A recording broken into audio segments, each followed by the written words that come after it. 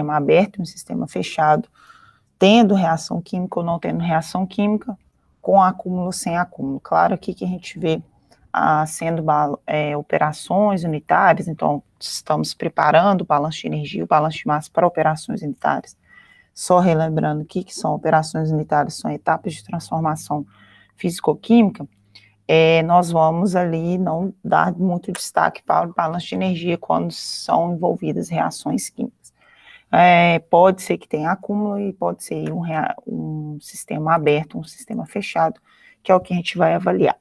O maior problema que temos do balanço de energia, o que é energia? Energia é um conceito muito amplo, que basicamente a gente consegue explicar ali que é uma habilidade para a realização de um certo trabalho, e existem aí diversas energias que nós temos aí de conceito, a energia cinética, que nós vimos já lá em física, que é relacionada ao movimento, energia potencial gravitacional relacionada à altura, energia potencial elástica, de acordo com o estiramento de um certo material elástico, ou viscoelástico, que vocês já viram em fenômenos 1. Temos ainda energia solar, energia química, térmica, nuclear, então diversos conceitos de energia. Vamos focar muito aqui na energia térmica, tá?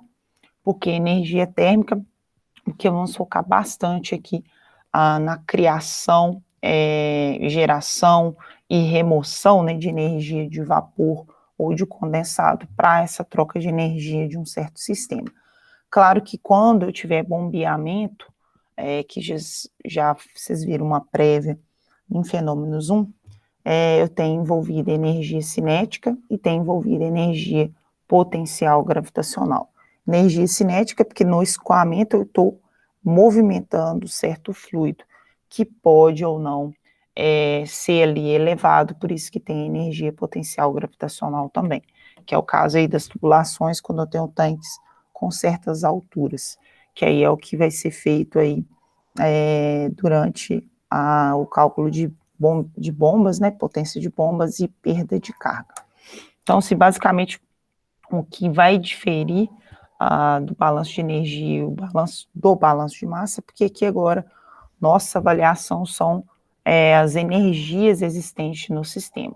No balanço de massa só tinha um material, estava entrando ou massa, estava entrando um certo volume, uma certa quantidade de mol. Agora a gente avalia a entrada de energia e a saída de energia, podendo ser várias dessas energias, lembrando lá da lei da conservação de energia, que ela deve ser mantida, né? As energias mecânicas, elas são mantidas constantes ou conservadas no sistema, quando o sistema ele é fechado, só tem ali a mudança da energia cinética para a energia potencial gravitacional. Uma das coisas importantes falar, a medida, né, da energia, como que eu faço a mudança de energia. Eu posso ter energia mecânica e energia térmica, que é a energia do aquecimento. Quando eu falo de energia mecânica, sempre é importante lembrar em trabalho, que aí vem lá da física, que é a força aplicada quando gera uma certa variação de deslocamento. Essa energia lá, fala-se muito da unidade de Joule, que Joule, né, sempre lembrar, né, o Joule que eu já até mostrei na primeira aula, qual que é a unidade em SI, quilograma, metro por segundo ao quadrado, metro ao quadrado, porque força vezes deslocamento, então essa é a unidade de Joule. E quando eu tenho a energia na forma aí de aquecimento, vai ser o calor, que normalmente pode ser dado aí em caloria, mas eu posso fazer conversão sabendo que uma caloria é 4,18 joules, que é o que vocês já fizeram aí a transformação, possivelmente em fenômenos 1. Então, a medida aí da mecânica, ela tem um pouquinho de diferença da energia quando é mecânica e aquecimento, que eu posso ter trabalho e calor sendo joule ou caloria. Lembrar também lá do conceito de físico-química que vocês viram já com Luiz Guilherme, o trabalho também pode ser dado com P delta V, que é exatamente a mesma coisa da física. Quando eu tenho uma pressão e uma certa variação de volume, eu tenho trabalho. Na verdade, lá vocês viram com essa formulazinha aqui, né? Para ficar mais bonitinho, integral, que da mesma forma que vocês viram também em física, que trabalho é força vezes um certo deslocamento. Lembrar só, né, para não ficar espantado, né, que é integral, porque a integral ela faz o somatório debaixo da curva, porque se eu tiver aqui uma força e um deslocamento, se for uma linha reta, facilmente a minha força é constante. Se a minha força é constante, aqui ela sai constante com x, tá, gente? Porque não importa qual o valor de x, ela está sendo sempre esse valor F1. Então, quando eu faço aí essa integral, o F pode sair da minha curva, então a integral fica facilmente F é igual a ΔX. Mas, no caso aqui, quando eu tenho uma força já diferente, né, não é constante com o meu deslocamento, aí eu tenho que calcular a área debaixo dessa curva, que é o que faz aí quando eu faço integral, ou por f dx ou p dv, que é exatamente a mesma coisa. Só para vocês recordarem um pouquinho por que aparece a integral quando eu falo de trabalho. Mas aqui no nosso caso, só lembrar que eu tenho um trabalho gerado aí, que a gente fala que é uma transformação mecânica, e tem um trabalho que é quando gera ali a energia, quando é gerado por aquecimento, que é o calor. Depois nós vamos ver que o calor também, esse calor, ele vai ser dividido em calor latente e em calor sensível. Basicamente, apenas para conceito que o calor latente, quando eu tenho mudança de fase do meu sistema, e é sensível quando eu tenho alteração de temperatura. Bom dia. Esses são os calores que a gente tem, e a gente divide para ficar mais fácil no entendimento em um sistema de transformação de matéria em calor sensível, calor latente. Lembrar que o calor latente, quando eu tenho mudança de fase, o calor sensível, quando eu tenho alteração de temperatura de um certo sistema. Não quer dizer alteração de temperatura, aumento de temperatura, porque quando eu adiciono calor num sistema, eu tenho aquecimento, mas quando eu removo calor de um certo sistema, eu tenho refrigeração, ou posso ter congelamento, que também é uma energia em trânsito aí, que é o calor. Eu estou removendo ou estou adicionando. O trabalho também, da mesma forma, eu posso adicionar trabalho ao meu sistema, ou eu posso remover trabalho do meu sistema. Na verdade, fala assim, o sistema pode realizar trabalho nas minhas vizinhanças, ou as minhas vizinhanças realizar trabalho sobre o meu sistema, que é basicamente a mesma coisa de calor.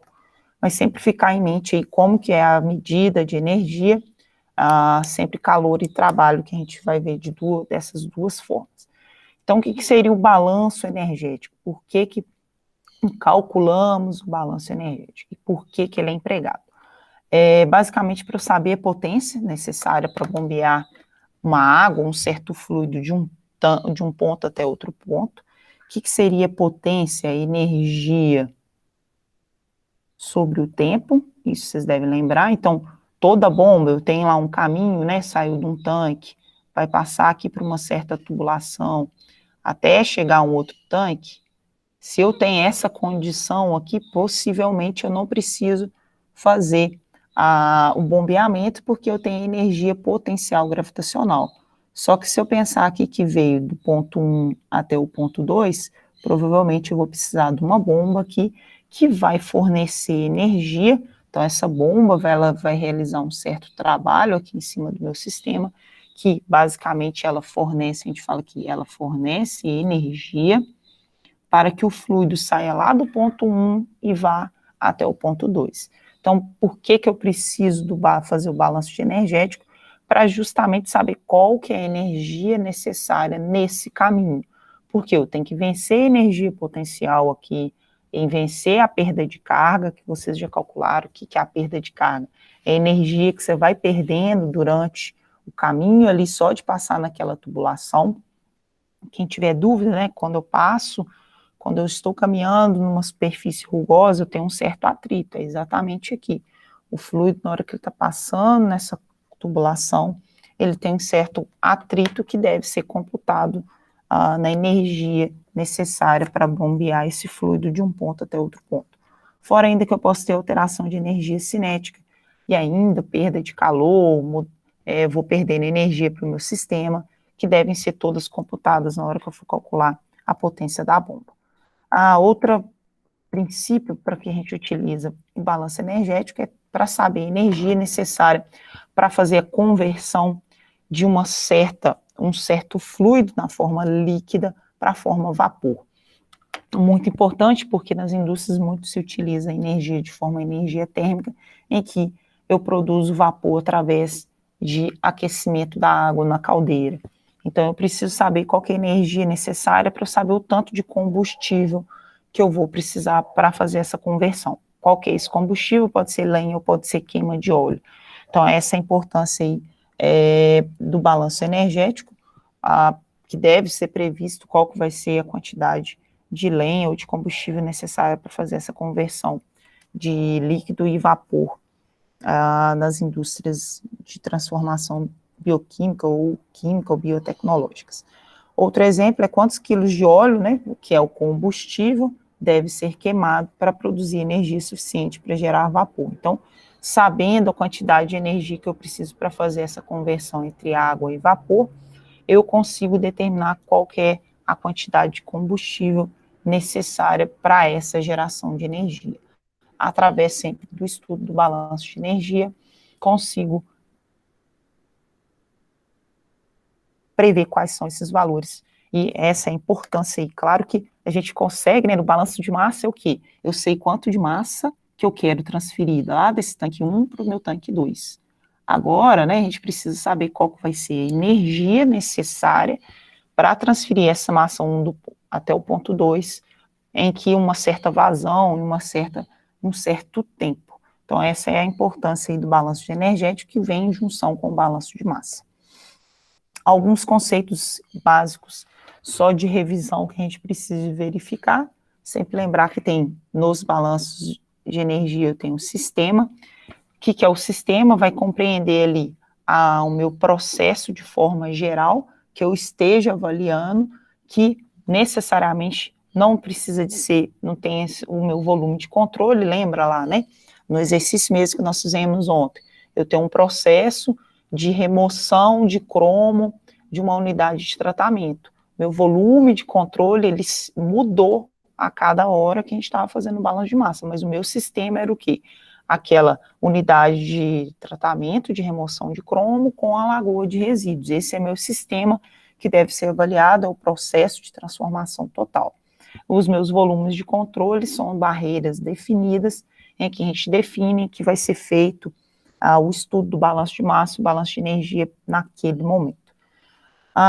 Lembrar que, então, que o sistema, eu tenho a fronteira. O que é a fronteira? Se eu tenho todo o meu processamento ali na parte interior é meu sistema, tudo que está próximo exteriormente aqui do meu sistema, a gente chama de fronteira, que ela é a superfície real, imaginária, que vai envolver o meu sistema. É importante aqui agora, porque agora a gente está falando que vamos pensar que esse é o meu sistema de estudo, né, que está aqui dentro, está englobado. Quando eu tenho variação de energia, diferentemente lá do balanço de massa, quando a gente não estava pensando em um sistema aberto, quando eu tenho um sistema aberto em balanço de energia, eu posso ter entrada e saída de calor, e posso ter entrada ou saída de trabalho. Que aí é o que eu falei, eu posso ter o trabalho sendo realizado da fronteira para o meu sistema, e o meu sistema realizando trabalho para a minha fronteira. Ou a gente fala vizinhanças, que é o mesmo sentido. E a mesma coisa, né? Meu sistema pode absorver calor da minha fronteira, das minhas vizinhanças, ou pode liberar calor para a minha vizinhança, que é o que a gente tem a convenção. Existe a convenção de sinais, que vocês devem lembrar aí, quando o calor é absorvido aqui pelo meu sistema, o calor é positivo. Quando o calor é liberado aqui para o meu sistema, é um calor negativo. De forma contrária que a gente tem ao calor, tem a convenção do trabalho, em que quando o trabalho é realizado das vizinhanças sobre o meu sistema, o meu trabalho é negativo, e quando o meu sistema realiza trabalho sobre as vizinhanças, o meu trabalho é positivo. Então essa é a convenção que a gente tem de sinais, que eu vou deixar até assim já, para ficar mais fácil. Quando eu tenho ali entrada e saída de energias no meu sistema, que isso vai causar aí uma certa variação de energia. Qual é essa variação de energia no meu sistema? Pode ser energia cinética, energia potencial e energia interna, que aí é o que a gente vai ver mais para frente, os tipos de energia presentes nos sistemas principais aí de transformação química, bioquímica e biotecnológica. Seguindo aqui, então, o que a gente tem? Eu posso ter sistema fechado.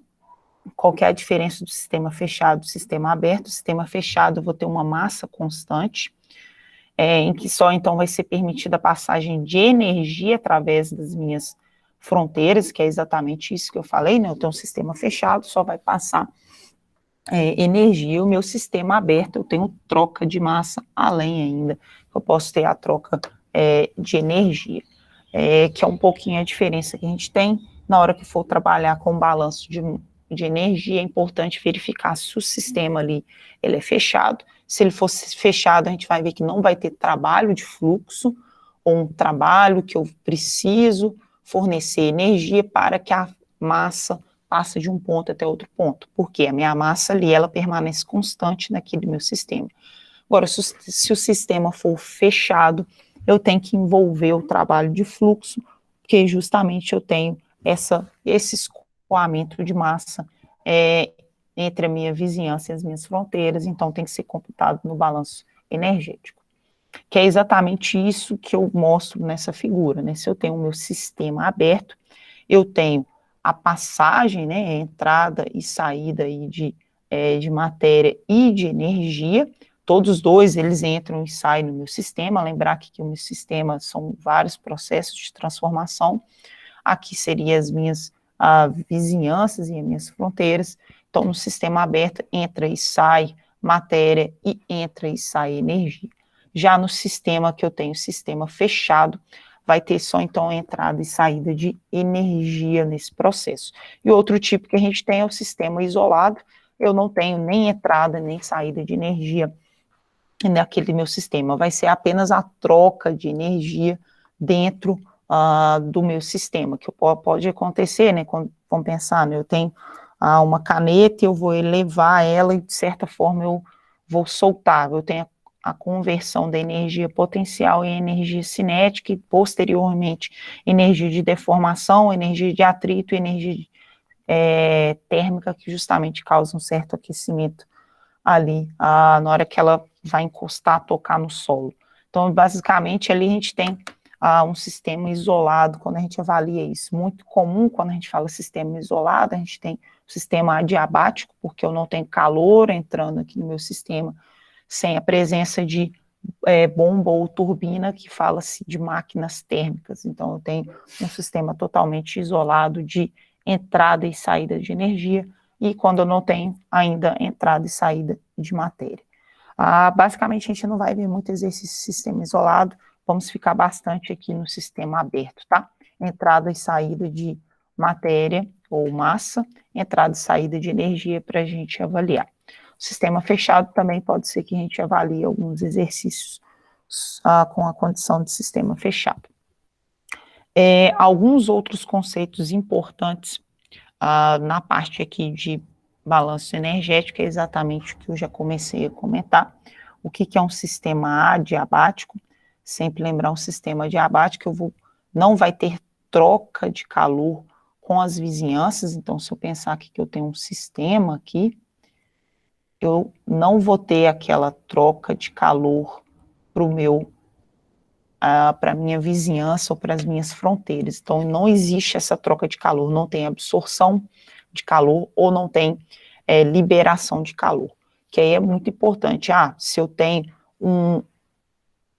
vamos dizer assim, um vapor saindo lá da sua forma de vapor até ir condensado, e eu estou aquecendo um certo óleo, com isso, toda a energia trocada fica entre o óleo e esse meu vapor. Eu não vou perder energia para o ambiente. Isso é muito importante, que eu consigo fazer ali esse cálculo e apresentar qual que seria a energia trocada, ou qual que é a massa necessária que eu preciso para fazer aquele aquecimento daquele óleo, que é basicamente o que a gente utiliza aí nos cálculos de transferência de calor por troca térmica. Outro tipo que temos é o sistema isotérmico, o próprio nome fala isotérmico. Eu tenho a igualdade da temperatura, sempre lembrar que eu tenho aqui, né, iso, esse sufixo que a gente tem aqui, iso é igual ao térmico, então o meu sistema em que eu mantenho a temperatura constante, não vai variar durante o meu processo. Isobárico, então eu tenho aqui o meu sistema, nesse meu sistema iso, né, igual, bárico, a minha pressão permanece constante durante ali o meu processo. Importante falar aqui que nos sistemas em que nós vamos avaliar o balanço energético, a pressão sempre deve ser avaliada, porque a gente tem o conceito pressão, deixa eu colocar aqui, né, pressão e temperatura, que podem variar a minha energia envolvida no sistema. Se eu tenho energia envolvida no meu sistema, podendo ser variada aqui, energéticos, que eu tenho pressão e temperatura, e sempre eu vou avaliar vapor e líquido, e a geração de vapor e líquido, ela vai alterar com a alteração de pressão. Por quê? Lembrar que a pressão vai me causar uma certa dificuldade em transformar essa minha substância em vapor ou transformar ela em líquido. Então, sempre lembrar que aí já vem lá da fisicoquímica da lei dos gases ideais, né, PV igual a nRT, que é um conceito de termodinâmica que precisa ter em mente aqui no balanço energético, que a energia necessária lá na hora que nós vamos fazer a mudança de fase ou aumento de temperatura ou diminuição de temperatura vai depender da pressão em que aquele meu equipamento de transformação ele vai estar operando. Então, por isso que é importante aqui avaliar se o meu sistema vai ser isobárico, porque se eu mantenho a pressão constante, já vai facilitar na hora da minha conta no balanço energético, ou se meu sistema é isocórico, aqui o próprio nome fala iso, né, igual o meu volume permanece constante. De novo, por que é importante avaliar quando eu tenho volume constante? Porque se meu volume é constante, possivelmente a minha pressão aqui não tem muita alteração. Por quê? A pressão, não é? Lembra lá da fisicoquímica, a pressão vai ser, eu posso obter, né, o trabalho do sistema através da pressão vezes a variação de volume, ou também, né, eu tenho que pressão é força sobre área. Se eu estou fazendo uma força sobre uma área, eu estou alterando o volume. Então, é importante aqui na avaliação desses tipos, a gente fala sistemas especiais, que é o sistema diabático, sistema isocórico, ou sistema isobárico, ou isotérmico, porque eles são características especiais em que mantém constante a temperatura, mantém constante a pressão, mantém constante o volume. O sistema diabático vai ser um dos que a gente vai mais utilizar no conceito, porque ele vai manter, na hora que nós tivermos o sistema que é diabático, eu vou caracterizar esse meu sistema não tendo troca de calor com a vizinhança. Então, eu não tenho calor nem entrando, nem saindo, que é uma característica aí muito importante, que nós conseguimos prever que todo o calor trocado no interior daquele meu sistema fica no interior do sistema, não perdendo energia para as vizinhanças. Outro conceito importante aqui, depois, tá, gente, não sei se vocês estão vendo aqui, tem uns linkzinhos aqui, na hora que vocês forem pegar esse material lá no portal, assistam esses links que tem alguns videozinhos explicativos, ou então com alguns GIFs que exatamente vão fazer algumas ilustrações desses conceitos, que basicamente são conceitos, uma revisão que vocês já viram em fisicoquímica. Que eu quero mostrar aqui nessa figura mesmo, e já falar um pouquinho de equilíbrio líquido-vapor, que é muito importante aqui no balanço energético. Sempre a gente tem aqui no sistema, quando eu tenho um fluido, eu sempre vou ter um equilíbrio líquido-vapor, que é dependente do volume e da minha pressão. Que foi o que eu falei ali, ou volume e pressão, ou eu tenho volume e temperatura, eu posso ter temperatura e pressão. Quando eu aumento aqui a minha pressão no meu sistema, quando eu estou aumentando aqui, eu tenho a minha variação de volume, que é o que eu consigo ver aqui, e eu estou, neste caso, mantendo a minha temperatura sempre constante aqui, próximo ali a 300 que ele está medindo. Esse equilíbrio líquido-vapor é sempre importante para a gente avaliar a troca de energia entre os fluidos quando eu estiver fazendo uma transformação térmica. O que acontece?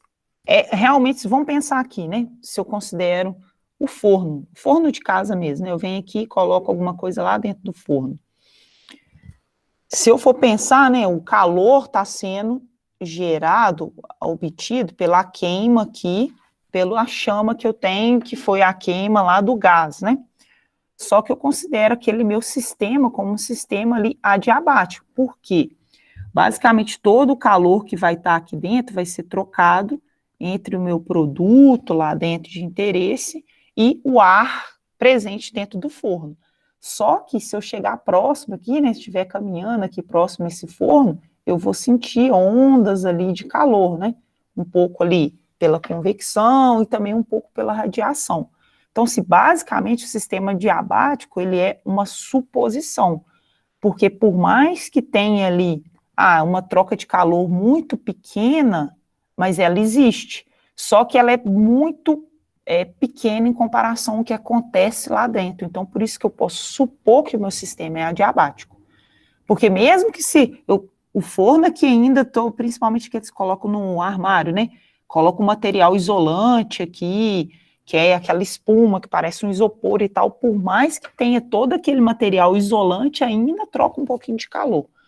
Mas só que é tão pequeno em relação à troca interna que você nem precisa de computar, ela pode ser considerada como nula. Seguindo o equilíbrio líquido-vapor, sempre lembrarmos, né, que aqui, quando eu tenho um copo, vamos pensar aqui, o copo d'água que está aí perto de vocês, mas a grande maioria já deve estar deitada ainda, né? Eu tenho sempre aqui a mudança, desculpa aqui, eu tenho um líquido, né, um copo d'água, um vapor, e eu tenho essa mudança que a gente fala, o equilíbrio líquido-vapor, por mais que a gente seja na pressão atmosférica, com uma temperatura hoje aí por volta aí dos 22 graus, vamos dizer assim, eu tenho aí próximo à superfície da água esse equilíbrio líquido-vapor, que é a transformação de parte da água na forma vapor, parte na forma líquida.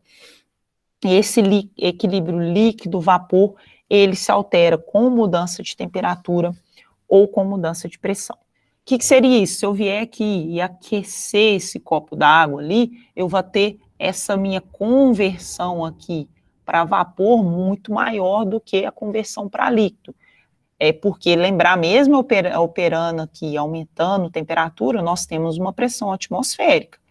O que é a pressão, né? A pressão, ela está vindo aqui fazendo uma certa força na camada de ar para evitar, né? Tentando barrar que essas gotículas de água se transformem em vapor. E quando eu também faço uma certa pressão, né? Vamos pensar, eu tenho um líquido, eu venho e faço uma certa pressão naquele vapor ou naquele líquido, eu vou alterando o volume, posso até alterar, né, o vapor para forma líquida. Quem tiver essa dúvida, né, o gás de cozinha lá no botijão, ele está na forma líquida. Outra coisa, né, esse desodorante, quando é aerosol, ele está lá dentro de um recipiente que foi pressurizado, ele está na forma líquida. Na hora que a gente libera ele pela válvula, ele transforma na forma de vapor, que é o que eu tenho ali, alteração de pressão nesses recipientes, que é sempre lembrar, eu tenho sempre o equilíbrio líquido e vapor, que é o que é muito importante nessa condição, que aí é importante fazer um gráficozinho, que é o gráfico mais comum que vocês já viram aí de mudança de fase, ou vamos dizer assim, um gráfico quando eu tenho uma substância pura, em que eu avalio as mudanças de fase. Eu tenho aqui a mudança, o patamar de fusão e liquefação, eu tenho aqui o patamar de vaporização e condensação. Aqui é a energia do meu sistema, aqui vai ser temperatura daquele sistema.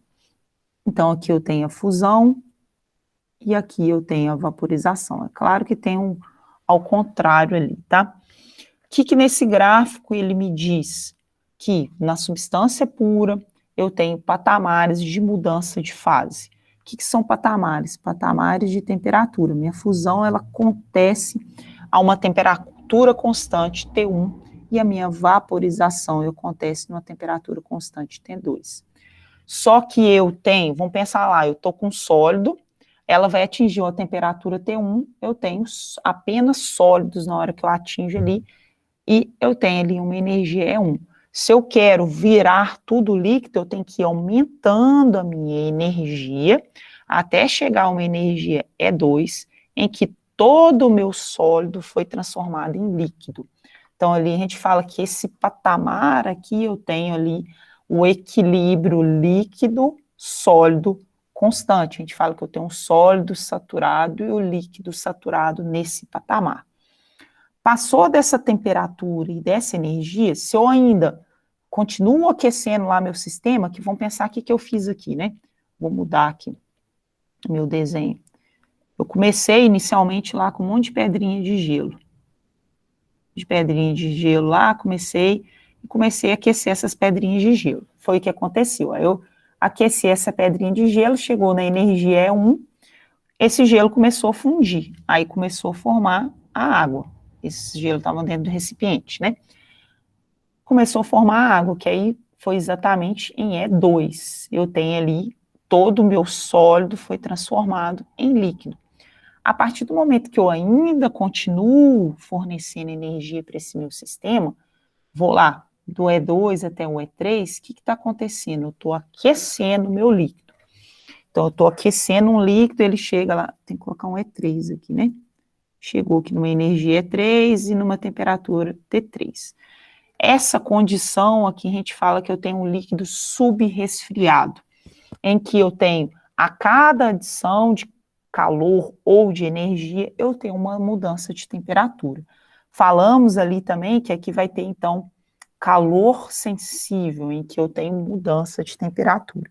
Aqui eu tive o calor latente, aqui eu tive mudança de fase. Aí, o que eu tenho, né? Continuo ainda fornecendo energia para o meu sistema, minha temperatura vai aumentando, vai chegar a um certo ponto em que eu vou ter uma energia aqui E4, tá? Tendo a energia aqui E4, eu vou ter ali uma temperatura T4, que estava diferente, em que parte do meu líquido agora, eu cheguei ali, vou aquecer, parte do líquido começa a vaporizar. Se eu continuar adicionando energia no meu sistema, não vai aumentar a temperatura, porque se vocês tivessem tido oportunidade de fazer aula prática de fenômenos, exatamente vocês iam fazer. Aqui em Divinópolis não está na pressão atmosférica de 1 atm, né? Que é a nível do mar. A gente está um pouquinho reduzido porque a gente está a 960 metros de altura. Então, a gente está ali numa pressão um pouco menor que 1 atm. Aí, o que acontece? A água, normalmente, ela começa a ferver aqui a 98 graus Celsius. Na hora que ela começasse a ferver, vocês iam medir a temperatura. Iam ver que ia manter a temperatura ali de 98 graus Celsius praticamente constante, mesmo eu adicionando, continuando lá, aquecendo, adicionando energia. Isso ia acontecer até que toda a minha matéria na forma líquida que transformasse em vapor. Então, a gente fala que esse patamar é o patamar em que eu tenho líquido e vapor saturado. Qualquer mudança de energia ali, eu tenho líquido ou eu tenho vapor. Vou ter mais vapor quando eu estiver mais próximo da energia E5, vou ter mais líquido quando eu estiver na energia próxima a E4. Se ainda depois, meu sistema agora era fechado, né, senão meu vapor ia escapar, tomar cuidado que é o caso da panela de pressão, que o Tauan até não está aqui, mas é o que aconteceu, que ele falou que rompeu lá a sua panela de pressão, que é basicamente isso, né? Se eu tenho do líquido para o vapor tem mais volume, ele expandiu, aumentou a pressão dentro desse meu recipiente. Mas vamos pensar ali que agora eu só tinha vapor nessa condição, eu só tinha vapor e continuei ainda adicionando energia. Aí vamos pensar aqui que é uma energia E6. ali eu tenho ainda, eu vou aumentando a energia e vou aumentando a temperatura dessa minha substância. Aqui a gente chama que a gente tem vapor superaquecido, que aí eu tenho um vapor em cima da sua saturação, que ele aumenta a sua temperatura quando eu vou adicionando energia ou calor, tá? Aqui, nesse patamar de vaporização, condensação, chamamos de calor latente, toda a energia envolvida aqui. Depois, nesse outro patamar aqui, nós temos, patamar não, né? A linha eu tenho calor sensível envolvendo. Toda energia aqui é para aumentar a temperatura ou para reduzir a temperatura. Então, é sempre importante lembrar desse gráfico de uma substância pura quando eu tenho aí as mudanças de fase. Por que eu falo substância pura? Porque se vocês forem lembrar, o que caracteriza quando eu não tenho uma substância pura? Quando eu não tenho uma substância pura, ela não tem patamares bem definidos de mudança de fase. Que aí eu posso ter uma substância eutética, eu posso ter uma substância azeotrópica, ou uma substância complexa, que quer dizer, né, eu passo a não ter a minha mudança ali de fase com o patamar. Aí eu vou ter aqui, vou mostrar aqui o gráfico, na verdade eu começo a ter exatamente isso aqui, ó. Eu tenho as mudanças de fase, acontecem não em patamares, mas em linhas bem definidas que a gente fala aí, eu posso ter a minha mistura azeotrópica, quando mantém o meu ponto de ebulição constante, ou eu posso ter uma mistura eutética, quando mantém a minha temperatura de fusão constante, ou a complexa, que eu não tenho nenhuma das duas constantes, e sempre lembrar que nesse caso, aí a gente vai ver que é mais fácil a gente avaliar ponto de bolha e ponto de orvalho. Ponto de bolha, quando a primeira bolha de vapor é formada, ponto de orvalho, quando a primeira gota de líquido é formada. Só que aí, no nosso caso, por enquanto, nós vamos considerar ali o nosso solvente, basicamente a água, para transformação de vapor. Então, a gente vai ter esse gráficozinho mais simples aqui, que é da substância pura água. Eu tenho o patamar bem definido de fusão e o patamar bem definido de vaporização. Lembrar, então, de novo, né, que vapor saturado está em cima desse meu patamar de transformação de fase de líquido para vapor, e sempre acontece a transformação de fase mantendo a temperatura constante. Por quê, né? Por mais que eu estou adicionando aqui energia para o meu sistema, que antes era só líquido, essa energia está sendo absorvida lá para aquele líquido para mudar de fase. Nesse caso aqui, né, quando eu estou de E1 para E2, ou para E3, né, na verdade, E2 para E3, a energia que está sendo fornecida para o sistema está sendo utilizada para mudar de temperatura. Só que quando eu chego numa certa condição de pressão e temperatura, eu forneço energia, aquela energia é utilizada para aquela substância para ela mudar de fase.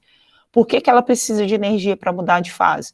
Qual que é a característica de um material que está no estado sólido? Tem uma estrutura bem definida, cristalina, em que os átomos estão ligados de forma mais, vamos dizer assim, organizada. Depois, quando eu passo para o líquido, ela já tira aquela forma cristalina, então eu preciso dessa energia aqui absorvida, né, durante essa minha transformação para romper essas ligações que transformam que o sólido é mais cristalino. Da mesma forma, quando eu tenho um líquido para o vapor, eu preciso romper algumas ligações do líquido, tornar ali ele de forma mais energética, mais livre, que é a forma de vapor. Então, por isso que sempre, quando eu tenho a mudança de fase, eu tenho absorção de energia ou liberação, que eu posso estar transformando ali de líquido para vapor, ou de vapor para líquido, eu posso ter liberação de energia, mantendo a temperatura constante. Porque aí sempre lembrar que a energia está sendo utilizada para justamente fazer essa mudança de estrutura, que é a mudança de fase.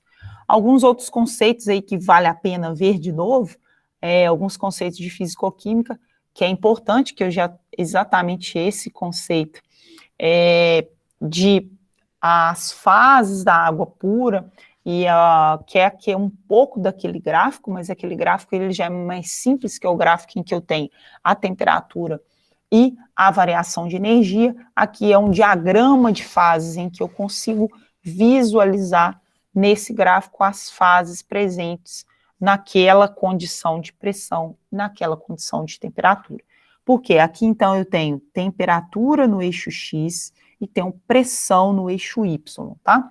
E eu consigo verificar a minha condição daquela minha substância em certa temperatura e em certa pressão. Não sei se vocês lembram como que avalia esse gráfico, mas vamos pensar aqui. Na temperatura de 100 graus Celsius, numa certa pressão, com pressão menores, se eu vier aqui pegar esse ponto 1, a minha água com uma pressão ali, uma temperatura de 100 graus Celsius e uma pressão menor ali que 0,6 kPa, essa minha água ela vai estar na forma de vapor. Porque eu tenho uma pressão reduzida e uma alta temperatura. Se eu vier aqui e for aumentando a minha pressão, porque vou aumentando aqui meu Y, se eu sempre caminhar para cima, eu estou aumentando a minha pressão. Pensa então que eu tinha o gás todo lá espalhado e vou pegar ele e vou começar num recipiente fechado, pensa aquela bombinha de bicicleta. Vou começar a puxar o êmbolo para pressionar aquele gás que estava lá. E a válvula, é claro que na bombinha de bicicleta tem uma válvula de escape na hora que eu puxo o êmbolo. Como se eu apertasse aquela válvula, não pudesse sair nada e começo a pressionar o êmbolo. Começa a pressionar o êmbolo, eu estou o quê? Aumentando a minha pressão. Se eu vou aumentar a minha pressão, vai chegar num certo ponto, com a mesma temperatura, que eu vou ter minha água na forma líquida. A gente fala que essa linha que tem aqui é a linha que a gente tem, a linha de saturação em que eu tenho o equilíbrio líquido-vapor. Muito importante, sempre nessa linha aqui, eu vou estar lá naquele meu patamar em que eu posso ter líquido, eu posso ter vapor, dependendo da energia do meu sistema. Aí, se eu for pensar assim, eu posso pensar, né? Eu estava aqui na forma líquida, agora eu vou manter a mesma pressão, agora eu vou reduzir a temperatura. O que eu estou fazendo? Eu estou reduzindo, indo de 100 até lá, depois de 0. Na hora que eu reduzir e manter na mesma pressão, eu chego numa característica que eu tenho a minha água na forma sólida. Aqui, de novo, eu tenho uma linha aqui, que é interessante, que é a linha de saturação entre líquido e sólido, que é importante aí sempre lembrar que uma certa característica de pressão e temperatura, eu posso ter equilíbrio entre líquido e sólido.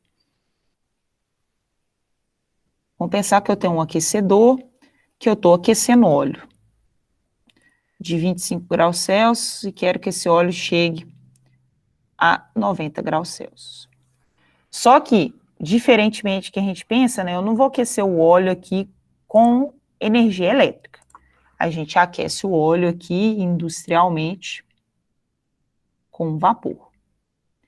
Esse vapor pode ser um vapor super aquecido, que é o que você está perguntando aí. Só que aí, industrialmente, ou dependendo do exercício, essa troca de energia pode ser, eu posso avaliar lá que a energia liberada foi só do vapor superaquecido até vapor saturado. Que pode acontecer, mas normalmente o que acontece, esse vapor superaquecido, ele vai até líquido saturado, que é o mais comum de acontecer. Mas pode acontecer dele ainda vir a líquido subresfriado? Pode também, que aí é a líquido subresfriado. Então, o que acontece? Às vezes é até importante aqui eu mostrar, né? Vamos voltar lá naquele gráfico de substância pura. O vapor superaquecido é essa região.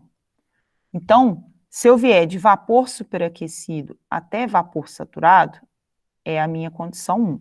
Então, eu vou colocar aqui condição 1, vapor super, para vapor, vou colocar aqui SAT, tá? De saturado, para ficar aqui.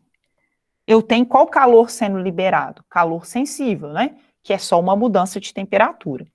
Depois disso, eu posso vir aqui, deixa eu fazer o desenho menorzinho aqui, então esse é o vapor saturado. Depois ainda eu posso vir do vapor saturado a líquido saturado, que eu vou chamar aqui de 2. Então, eu tenho um outro processo térmico que é vindo vapor saturado até o líquido saturado. Qual a energia que vai ser liberada aqui? Vai ser o calor latente, de mudança de fase. Saiu lá do vapor saturado a líquido saturado na mesma temperatura, mas eu lembrar aqui que eu tenho mudança de energia.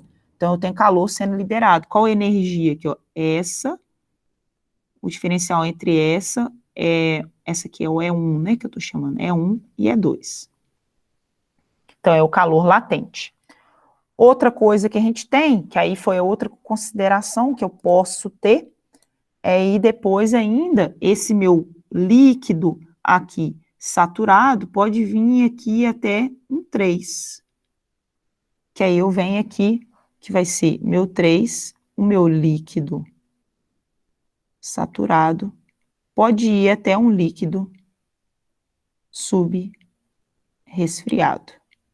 O que eu tenho aqui? Eu tenho liberação de calor na forma de calor sensível. Eu tive só redução de temperatura. É claro que eu tenho não só, né? Eu tive redução de energia atrelado também à minha alteração de temperatura. Então, assim, vai depender do que o exercício te fornece, ou também, se for pensar na prática, do que na prática pode está acontecendo lá na sua indústria, porque pode acontecer que, por mais que você projetou essa caldeira produzir um vapor vivo, que é o vapor saturado, só que aí, por uma certa forma, você colocou mais lenha e tal, e está produzindo um vapor superaquecido.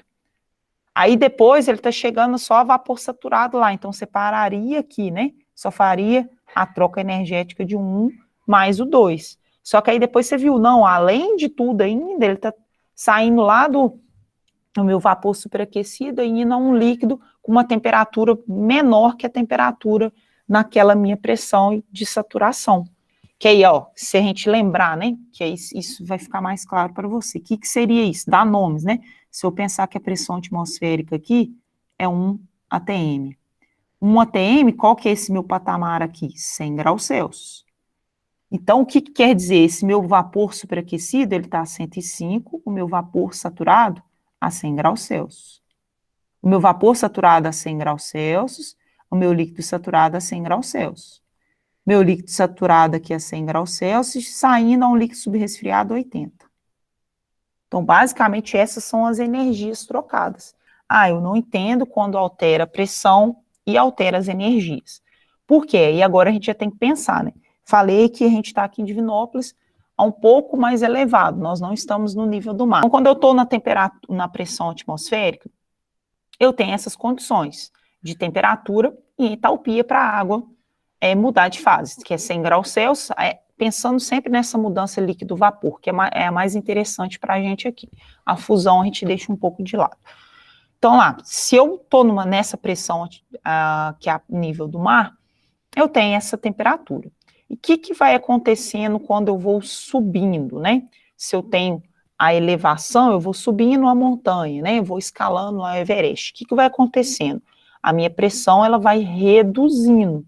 Eu tenho uma pressão sendo reduzida e, consequentemente, como eu tenho uma redução da minha pressão, as minhas energias ali, ou a temperatura para eu conseguir ebulir aquele meu líquido, que no caso aqui é a água, vai ser menor. Por quê? O que é pressão? É uma força que eu estou fazendo sobre uma certa área.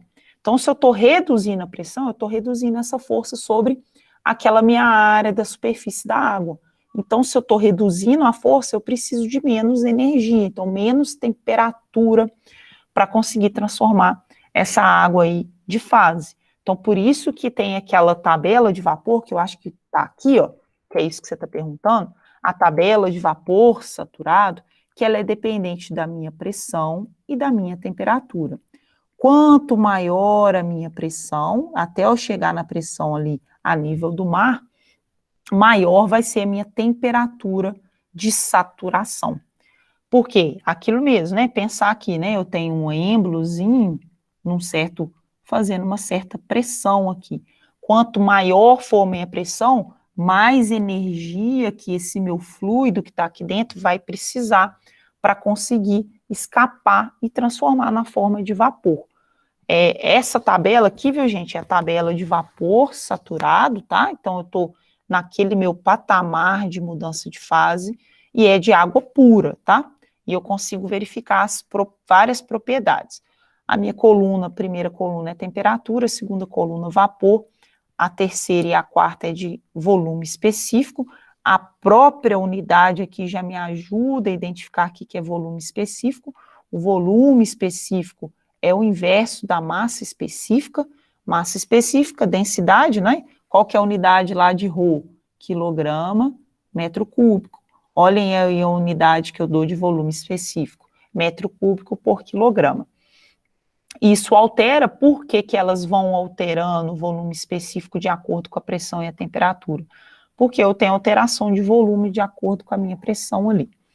Outra propriedade que essa minha tabela de vapor saturado ela me mostra é a tabela de entalpia, que é a energia da minha substância dependendo da condição de pressão e temperatura.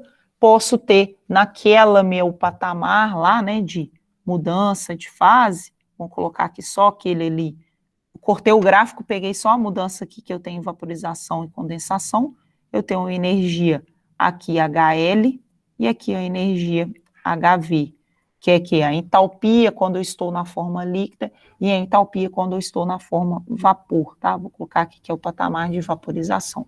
Então, esse aqui seria meu HL e esse aqui meu HV. A energia, vamos pensar qual que é o calor de vaporização.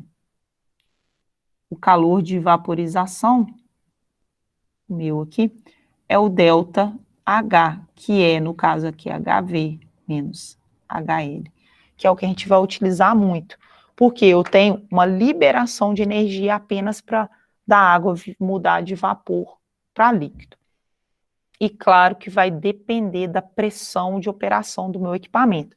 Ah, se eu venho aqui, que é o que acontece muito, por que que acontece, vamos pensar se eu utilizo uma estufa a vácuo para fazer uma secagem de um produto que tem muita resistência térmica. O que é o vácuo? O vácuo reduz a minha pressão. Então, ao contrário de eu aumentar a minha pressão, eu venho aqui e reduzo a minha pressão. Vamos pensar que eu reduzo até aí 3,567 quilopascal. A minha temperatura de ebulição da água é 27 graus Celsius. Então, o que quer dizer? Que se eu tenho substâncias lá que são que tem são voláteis, principalmente tocoferóis, que a gente tem alguns substâncias importantes em produtos aí de características biotecnológicas, que a 100 graus Celsius elas se desnaturariam ou você perderia, volatilizaria. Então, quando você faz a redução da pressão, a sua temperatura ali de ebulição é menor e é favorável nesse caso de processo. E ao contrário também acontece, mas aqui eu coloquei só um pedaço da minha tabela, mas vamos pensar aqui, o que acontece na panela de pressão. O que acontece? Eu vou aumentar a minha pressão, porque na hora que a água está fervendo, a panela de pressão vai aumentando aquela pressão interior. Eu aumento a minha pressão e, consequentemente, a temperatura de ebulição da água, ela altera. Então, ela vai ser maior que 100 graus Celsius. Por que é utilizado? Porque eu consigo fazer o cozimento já de forma acelerada. Porque ao invés de da água entrar em ebulição a 100, chega ali a entrar em ebulição normalmente ali 180, 200 graus Celsius. Então, o cozimento acontece de forma mais rápida. Eu acelero o cozimento na panela de pressão justamente nessa condição do equilíbrio líquido-vapor. Outra informação que a gente consegue retirar dessa minha tabela de vapor saturado é exatamente o conceito aqui que eu tenho de entropia, que aí vocês já viram mais, mas basicamente a gente não utiliza aqui nos nossos processos de balanço de energia. É o conceito, então, que eu tenho entropia. Então, essa é a tabela de vapor saturado quando eu estou nesse patamar de saturação, que qualquer mudança de energia eu tenho mais líquido ou eu tenho mais vapor. Que aí eu não sei se em físico-química vocês conseguiram, se vocês viram lá que nesse patamar a gente vê título de vapor. O que seria título? Quantos por cento eu tenho de vapor naquele meu patamar? Eu tenho 100%, então eu estaria aqui, né? Tenho 0%, eu estou nessa parte. E no meio, ali, 50% no meio do patamar, mas aqui também é só a critério aí de ilustração, o que seria aí o conceito de título. Mas é exatamente essa é a tabela de vapor saturado. Sempre lembrar, quando eu tenho mudança de fase, sempre vai ser uma linha, tá? A linha aqui de mudança de fase, as energias importantes que eu tenho, vai ser HV e HL. Por que que a mudança de fase é essa linha? Porque sempre na mudança de fase a minha temperatura permanece constante naquela pressão de operação. Se eu estou numa outra pressão, se eu reduzir ou aumentei, vai ser uma outra temperatura com outra delta de energia. Então, essa é a tabela de vapor saturado. Eu não quis apresentar ainda de vapor superaquecido, que nós vamos trabalhar também, mas eu prefiro ainda só pensar aqui, para ficar mais fácil, porque é muito conceito ainda para apresentar para vocês, apenas as propriedades aqui do vapor saturado. Depois nós vemos a tabela do vapor superaquecido e vamos trabalhar com vários exercícios da tabela de vapor superaquecido. Outros conceitos importantes para o balanço energético é o conceito da primeira lei da termodinâmica, que basicamente o balanço de energia está fundamentado no conceito da primeira lei da termodinâmica, em que a gente consegue avaliar que a variação da energia que eu tenho no sistema vai acontecer, ou a gente fala-se, né? A energia interna de um sistema só vai alterar se eu tiver entrada ou saída de calor, entrada e saída do meu trabalho. Esse sinalzinho de menos aqui, às vezes pode ser na fisicoquímica, vocês trabalharam lá, variação de energia interna Q mais W, poderia ser o mais, mas aqui a gente coloca o menos porque a gente colocou lá, né, convencionalmente, calor liberado é o calor negativo, calor absorvido é o calor positivo. Trabalho realizado da vizinhança para o sistema é um calor negativo. O trabalho realizado do sistema para a vizinhança é um trabalho negativo. Então, esse menos aqui, ele só aparece nessa equação aqui da primeira lei da termodinâmica, porque a gente já fez aquela convenção de sinais. Mas, basicamente, o que indica a primeira lei da termodinâmica? Que a variação da energia presente no meu sistema, ela só vai acontecer se eu tiver calor e trabalho sendo realizado entre o sistema e as vizinhanças. Por quê? Se isso não acontecer, a variação da minha energia interna lá, das energias que eu tenho dentro do meu sistema, ela vai ser nula. Porque energia, ela não é criada nem destruída, que é basicamente aquele conceito bem simples que a gente tem. Essa é a condição aí da primeira lei da termodinâmica. Outro conceito que é importante é a segunda lei da termodinâmica, o segundo princípio da termodinâmica, a gente fala que a energia total do universo, ela não vai ser alterada, mas eu consigo fazer uma certa realização de trabalho. Que é outra coisa que, não sei se vocês lembram, a conversão lá, sempre quando eu realizo o trabalho, que é essa segunda lei da termodinâmica, vem lá do ciclo de Carnot, que eu tenho algumas inconveniências, né?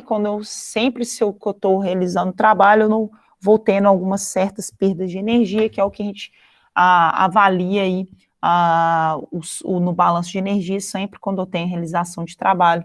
Mas, basicamente, o balanço energético vem da primeira lei da termodinâmica, que é o que a gente vai utilizar bastante.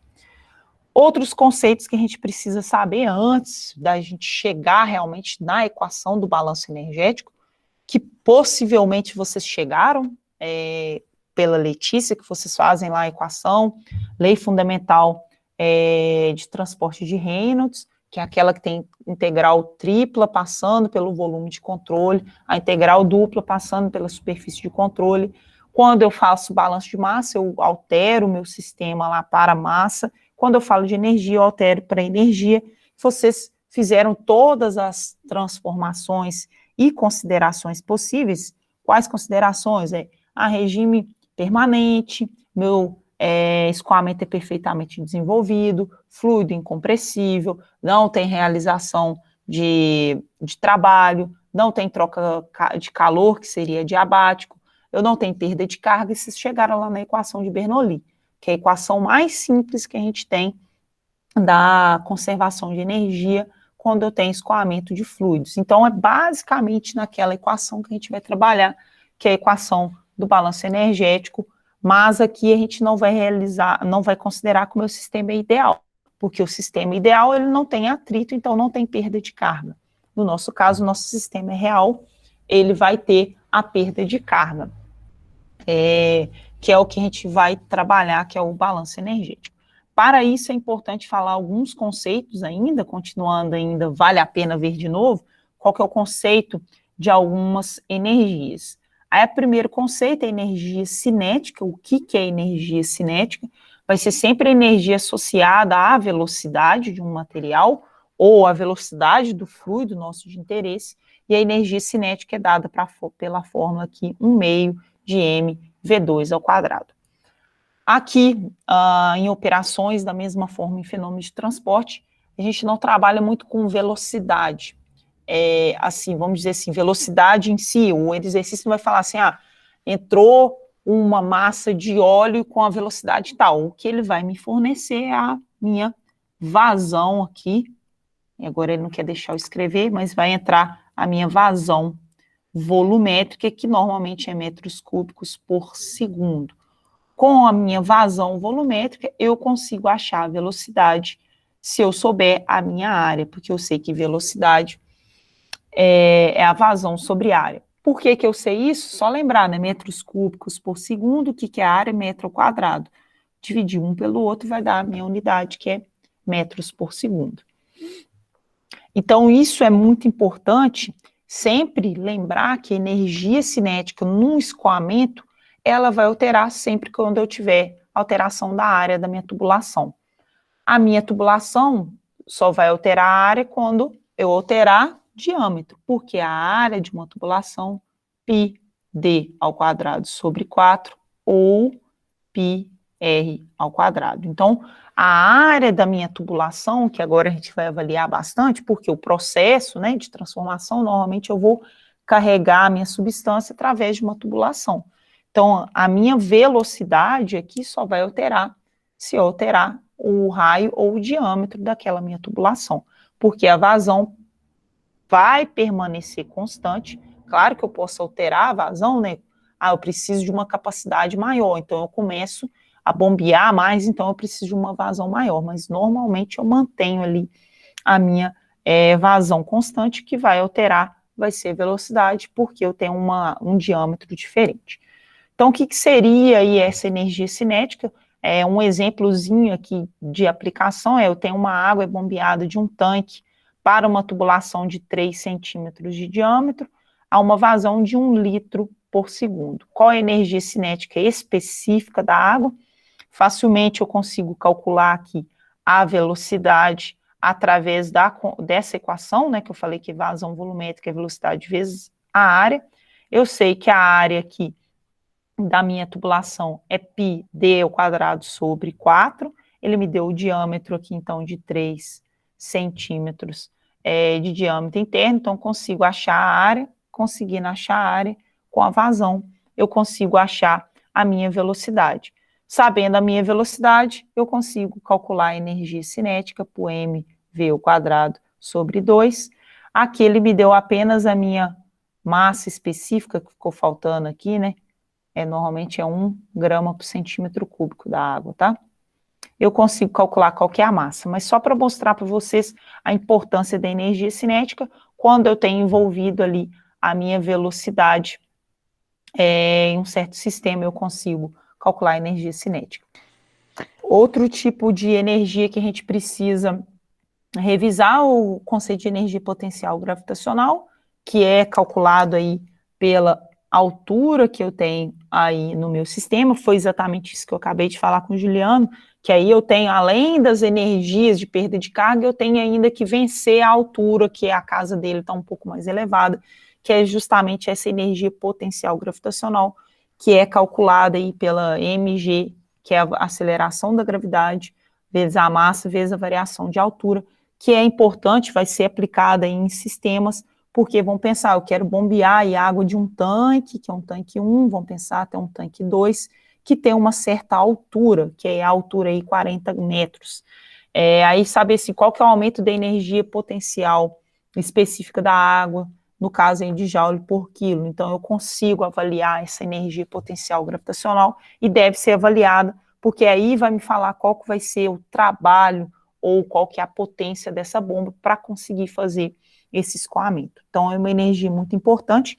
Outra energia importante que a gente precisa avaliar é o conceito de energia interna, que aí vai ser o conceito de várias energias, né, que eu tenho vamos dizer assim, o movimento das moléculas, ali está o conceito de energia, que eu tenho quais movimentos de translação, de rotação, de vibração, isso vai indicar o conceito aí de movimento interno das moléculas, então a energia interna.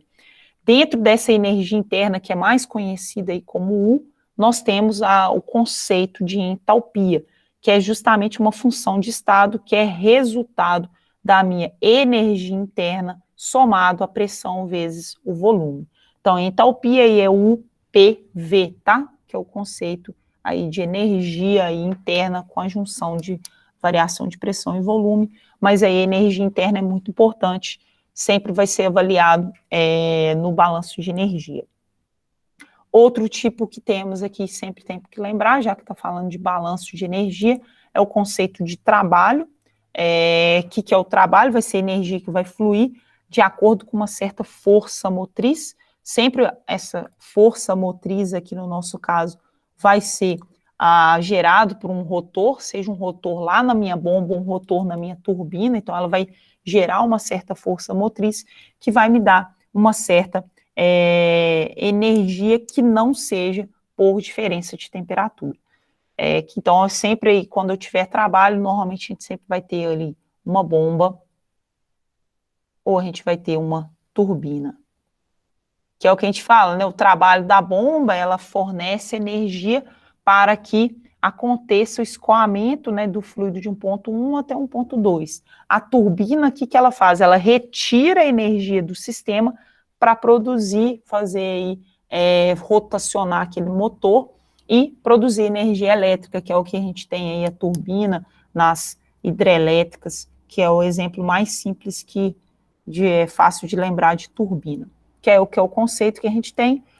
Se a vizinhança executa trabalho sobre o sistema, o meu trabalho positivo, se o sistema executa trabalho sobre as vizinhanças, eu tenho ali o trabalho negativo. Aí eu falo assim, por que eu falo assim, quantos cavalos tem essa bomba? É para eu saber qual que é a potência dela. A potência dela equivale a um cavalo, que é um cavalo, 746,9 watts que eu tenho. Que é o que fala, né? Qual que é a potência daquele carro, né? Até que a gente hoje não tem muito isso, né? Mas principalmente quem gosta de carro potente vai pensar, quantos cavalos tem um carro? Aí são essas avaliações, mas cavalo sempre lembrar potência. Potência é o quê? Energia sobre tempo. É o tanto de energia que ela vai fornecer por um certo tempo. Aí por que eu preciso saber isso? Que aí normalmente eu vou conseguir saber qual que é a capacidade dessa bomba. Capacidade é o tanto que ela vai conseguir bombear, qual que é a vazão que ela consegue avaliar ali. Acabou que eu não coloquei, que é 1 HP, tá? Que eu consigo avaliar de uma certa bomba. Então, por isso é sempre essa notação, essa linguagem, às vezes eu estou falando. Aqui para fechar, então, os conceitos de energia, tem um calor, que é exatamente a energia que vai fluir como resultado de uma diferença de temperatura entre sistemas. Lembrar que o calor liberado é o calor positivo, calor absorvido, calor liberado negativo, calor absorvido, calor positivo, tá? Eu falei o contrário. E o que então vai ser o balanço de energia? O balanço de energia vai ser justamente isso. Eu tenho um sistema, eu vou avaliar a entrada e saída de massa, calor e trabalho, entrada e saída, e as energias internas que eu tenho dentro desse meu sistema, que são energia cinética, energia interna e energia potencial gravitacional. Então, basicamente, a gente fala aqui que é a aplicação da lei da conservação de energia, em que eu vou ter que a variação das energias internas do meu sistema vai acontecer aí o Q mais o W, se eu não estiver utilizando aquela convenção de sinais, ou o ΔE é o Q menos W, quando eu estiver fazendo a convenção dos sinais do que é calor liberado, o que é calor liberado, o que é trabalho sendo realizado entre as vizinhanças e o sistema. Lembrar que as energias internas é energia cinética, energia potencial gravitacional e energia interna, tá? Então, isso aqui é o conceito principal do balanço de energia de forma macroscópica. Se eu fizer já em condição aqui já mais simples que eu tenho, sempre lembrar da mesma forma que o balanço de massa, o balanço de energia de equação geral, eu sei que o acúmulo é igual a entrada menos saída, mais geração menos consumo. Como nós vamos sempre avaliar sem reação química, geração e consumo vai sumir da minha equação, eu vou ter acúmulo é igual a entrada menos saída de energia no meu sistema. Lembrando aqui o que é calor positivo, o que é calor negativo e as minhas variações que eu tenho aqui de energia. Outro conceito que eu posso ter simplificações da minha equação do balanço de energia, se o meu sistema for fechado e o meu estado for estacionário ou regime permanente. Além de eu não ter reação química, né, que a minha geração e meu consumo ele some, eu não tenho acúmulo quando o meu sistema é fechado e estacionário. Então, a minha entrada de energia vai ser igual à saída, então eu não tenho variação de energia, então, a minha variação de energia é zero, eu tenho o calor mais o trabalho, sempre lembrar aí das convenções do sinal. Então, essas são, assim, o balanço de energia já escrito de forma mais simples. Mas, escrevendo de forma matematicamente, eu tenho ali que o sistema fechado e o estado estacionário, eu tenho, então, que a minha variação aqui das energias transferidas, que é o calor mais o trabalho, tem que ser igual às minhas energias internas. Variação das minhas energias internas, né? O que é variação? A final menos a inicial, ou lá a inicial menos a final com a energia transferida. Sempre lembrar, energia cinética, energia potencial gravitacional, energia interna, tá? Igual a variação da energia que eu tenho de forma de transferência, tá? Então, eu tenho a variação das minhas energias internas, só vai acontecer ali se eu tiver calor e trabalho entrando ou saindo do meu sistema. Que aí é o que a gente consegue aí fazer a aplicação de alguns exercícios, tá? Um exercício bem simplesinho, vamos pensar que eu tenho uma travessa com água a 20 graus Celsius e vou colocar ela no congelador. O que vai acontecer? Essa água vai reduzindo de temperatura, ela está inicialmente a 20 graus Celsius, na hora que eu coloco no congelador, ela vai reduzindo essa temperatura, que aí na hora que ela vai reduzindo essa temperatura, além de reduzir a temperatura, ela vai mudar de fase e vai transformar em gelo com uma temperatura também, e ali reduzida de -5. Quer que escreva e simplifique o balanço de energia para o sistema acima. O que eu tenho? Então, eu tenho água líquida a 20 graus Celsius, vai atingir a temperatura do congelador. O que é? Sempre a lei do equilíbrio térmico. Se eu encosto dois materiais com temperaturas diferentes, por um certo tempo, vamos dizer assim, um tempo infinito, as minhas temperaturas vão chegar à mesma temperatura, ao equilíbrio térmico, que é o que a gente fala. Então, a água líquida, que é 20 graus Celsius, ela tende a chegar à temperatura do congelador, porque eu vou deixar por um certo tempo. A minha equação do balanço de energia, eu tenho que a variação das minhas energias internas, que são cinética, potencial gravitacional e energia interna, tem que ser ali igual ao meu trabalho, e se for um trabalho realizado, ou o calor que foi absorvido ou liberado naquele meu sistema. O que eu tenho aqui nessa minha condição? Eu tenho variação de energia cinética? Não, porque eu não tenho o quê? A minha mudança de velocidade. Não tenho mudança de altura, né? Porque eu coloquei lá, pensa, eu coloquei minha travessa 20 graus Celsius no congelador. Não tem velocidade envolvida lá. Não tem altura, né, envolvida, mas eu tenho variação de energia interna, não é? Porque eu estou alterando de 20 graus Celsius até chegar o gelo a -5 graus Celsius. E aqui o lado de cá, agora vamos olhar o lado direito da minha equação. O que eu tenho? Eu tenho um calor ali menor que zero e posso ter ali um trabalho ali maior igual a zero, porque um trabalho que está sendo adicionado para o meu sistema. Então, a minha equação aqui do balanço energético, nesse caso, ficaria o quê? Que eu tenho que uma variação de energia interna da água provocada por uma variação de calor, uma remoção de calor e uma aplicação de trabalho. O trabalho aqui sempre lembrar porque teve aqui uma força motriz que teve alteração de volume. Então, assim, basicamente é só um exemplozinho para a gente conseguir discutir a equação do balanço energético, em que eu tenho a equação do balanço energético quando o meu sistema é fechado e eu não tenho ali o meu regime permanente. Sempre lembrar, regime fechado, ó, meu sistema fechado, não tem entrada e saída de massa, apenas entrada e saída de energia, que é o que a gente viu. E agora, se o meu sistema ele é aberto, o que que altera? Meu sistema é aberto, eu tenho agora entrada e saída de massa, diferente do meu sistema fechado, que tinha só entrada e saída de energia na forma de calor e trabalho. O que que vai alterar aqui agora? Como eu tenho entrada de massa, eu vou ter, então, um trabalho de fluxo de entrada. O que que é esse trabalho de fluxo?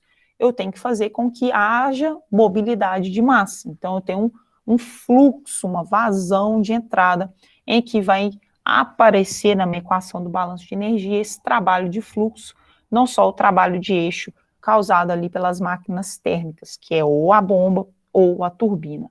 Então, aqui, nessa forma, quando eu tiver o sistema aberto, eu vou ter ali um trabalho de fluxo, eu tenho calor, eu tenho um trabalho de eixo, fora ainda a massa que está entrando, né? Porque a massa está aqui nesse trabalho meu de fluxo. Então, como que fica a minha equação, tá? Uma equação do balanço de energético, lembrar que eu tenho calor e trabalho entrando, calor e trabalho saindo, mas só que agora o meu trabalho é aqui trabalho de eixo e trabalho de fluxo. Fluxo o quê? De mássico, fluxo de entrada. E o que é esse trabalho de fluxo? É uma pressão vezes o volume, como eu tenho um trabalho aqui no meu sistema de entrada, menos esse meu trabalho de fluxo da minha saída. Sabendo disso aqui, então, como que é o balanço energético no sistema aberto em estado estacionário? Eu sei que acúmulo é igual a entrada menos saída, se é estado estacionário, o acúmulo é zero, então eu fico com a entrada igual a saída. O que é minha entrada lá no sistema aberto? Vai ser o que? O calor mais o somatório das minhas energias que eu tenho na entrada. E minha saída, o trabalho mais os somatórios que eu tenho das minhas energias na minha saída. Quais energias são essas? Lembrar, né? Cinética, potencial, gravitacional e a interna. Então, colocando aqui na minha equação geral aqui do balanço, né, que eu tenho, entrada igual a saída, então a minha entrada, calor mais as variações de energia interna, trabalho mais variações da minha energia de saída.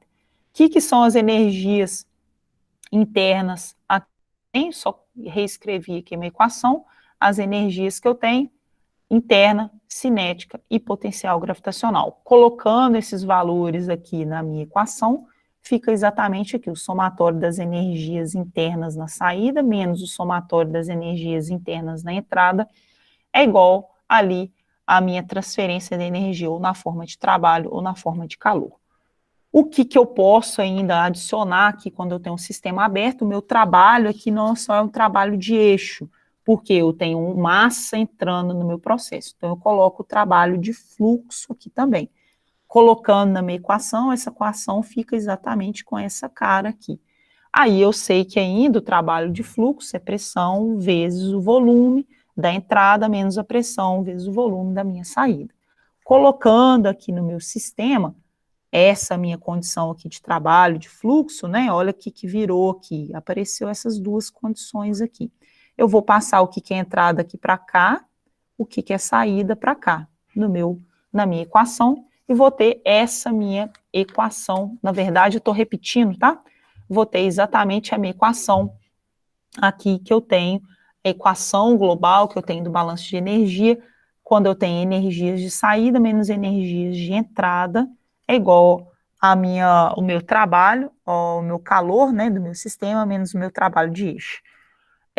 Para ficar mais fácil, essas energias aqui são as energias específicas, quando ela tem um pontinho em cima, tirando o pontinho em cima aqui, eu só tiro a vazão máxima para fora e vira a energia interna, pressão vezes volume, a energia cinética, a energia potencial da minha saída, da mesma coisa para a minha entrada. Então, eu só coloquei aí o que é a vazão máxima.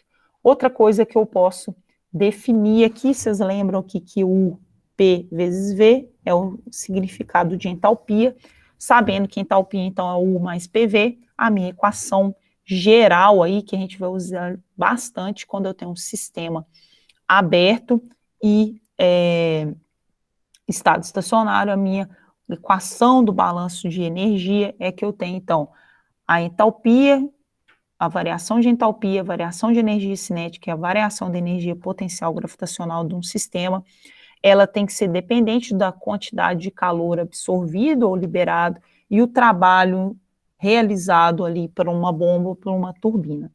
Então, essa equação, a gente fala que é a equação do balanço de energia para um sistema aberto, tá? E regime estacionário. Vamos utilizar bastante essa equação